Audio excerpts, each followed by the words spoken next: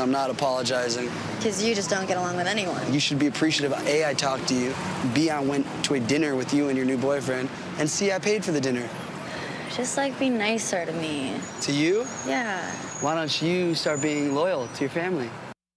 Oh, man. The infamous villain, reality star Spencer Pratt became one of TV's most explosive personalities from his 5 seasons on the hit MTV series The Hills. In a new memoir, he writes about leaning into this so-called villain personality for attention and money. Now, the book is called The Guy You Love to Hate, Confessions from a Reality TV Villain, and you can scan the QR code right there to buy it. He writes about colluding with the paparazzi and almost losing it all in the Palisades fire. I'm pleased to say Spencer Pratt joins us now. Great to have you with us. Morning. I want to start off by reading a quote from your book. Okay, so you say, the truth is, I'd already burned my life down years before this wildfire. That was, of course, referencing the Palisades fire. Torched relationships from storylines, nuked my reputation from ratings, set my soul ablaze and call it entertainment. Back then, I called it success. I read this and I go, back then, that's an interesting phrasing of how you look at your reality TV career. So what was the point where your perspective on what was success changed?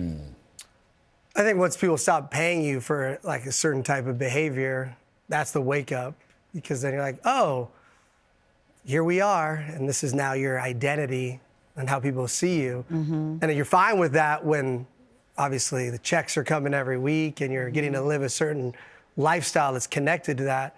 But then when they take that part away and now you're just stuck with what you've created, it's like your own Frankenstein. You're like, oh. Yeah, Frankenstein is one way to say it. But Spencer, there were so many times where you were just really a douche canoe on that show.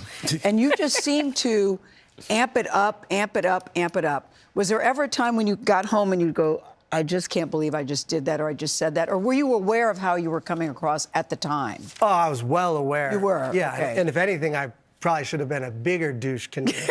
You know? Really? Yeah, I mean, look at, you know, the show ended and Jersey Shore is still airing, still a success. And I always wanted to be part of a franchise and a team like the Jersey Shore cast. So I think the rest of the cast should have all tried to been bigger douche canoes. Because you think that being a villain actually it monetizes for you, for the other folks on the show, it's a better paycheck.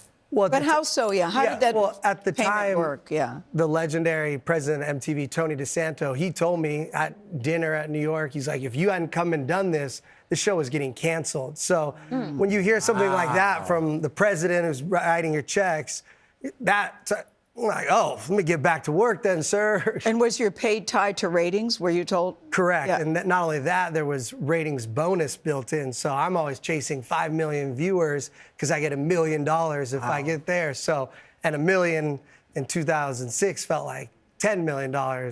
So yeah, because if you get people to tune in because you're being a villain, you might hit that bonus, right? Yeah. And also, you know, we say villain now, which TV is way more extreme than then. To me, at the time, even being a villain is like being a douche canoe didn't seem so extreme. Like it didn't, to me, I was like, oh, who cares? Now, what endured was you and Heidi. You guys have been together for 17 years. I think people should know that. You clearly had each other's back the whole time that you all were on this show. You separated, but you got back together. And no, we never separated. No, but you had a little breakup. No, totally fake. That was totally fake? Yeah, totally fake? We were never separated for a day. What? Yeah, no, it was all make-believe. Make-believe? We never fought. We never. 17 years, right? Well, That no, I think part's we're at true. like 20 years, actually. Since, and you have 2 children, and as you look Correct. back and reflect, you've been through the Palisades fire. She had to come back with her music that a lot of people are glad to see. Praise God. Yeah, praise God is right. How do you describe your lives together today and what you want? Because you announced you're running for mayor in Los Angeles. Correct. Some people thought, there he goes, that's another stunt for Spencer Pratt.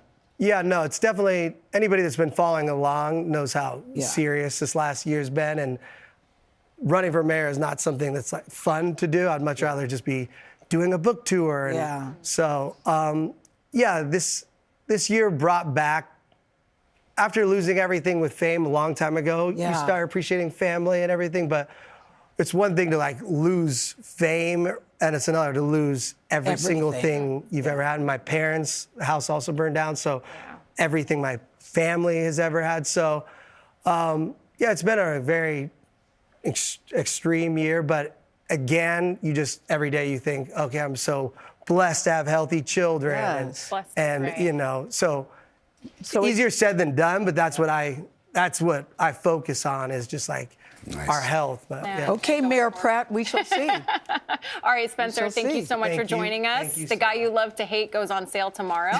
You can scan the QR code right there on the screen to get it and read more about Spencer's story of being a reality show celebrity.